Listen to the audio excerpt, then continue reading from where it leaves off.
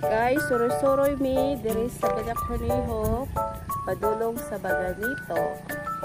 Suroy-suroy asa mi karong buntag kay nag-burn out man guys. Hanggang alas 5 daw ang burn out, 8 to 5 ang burn out.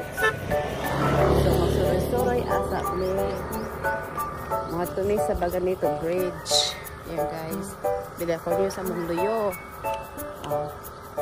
Lakaw-lakaw asa ka kayo. Sayo pa man sa buntag, nyawa may kuan. Walang lights. Tumbana na picture. Damo nga rin mga bugas, mga tulong. Sa humay. Bala si hello. Hello vlog. Hello vlog. Welcome to my channel. Welcome to my channel. Welcome to my channel vlog. Ayan guys, oh. Maraming kono dito, maraming ano, coconut tree and rice fields sa Bulacan. So, andito na kami guys sa Baganito. Ayan, nakita na ko sa inyo ang Baganito. Ayan guys, welcome to our living Baganito na dahil kaya kami sa Balakhoniho. Baganito na siya dere. Ayan, mga dag ko po rin balay. So, andito pa kami sa loob ng Balakhoniho and then Baganito next door. So, ito yung river. Ayan.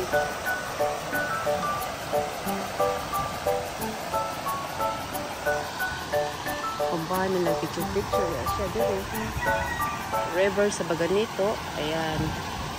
This river used to be lots of water. Now is less water. Yeah. My classmate Marjorie lives there. I don't know if she's there. My classmate, she lived there. She's from Romania, visiting her family as well here in Baganito. She's from Baganito. And guys, sorry sa din guys. Lugar sa Balakhoniho, Cauayan, Biliran Province. Ano guys? Ayan, may pasiheroan na padulong sa Napal. Hey, let's go this way. Muharik ko guys. You wanna go that way? Over here, there's another river.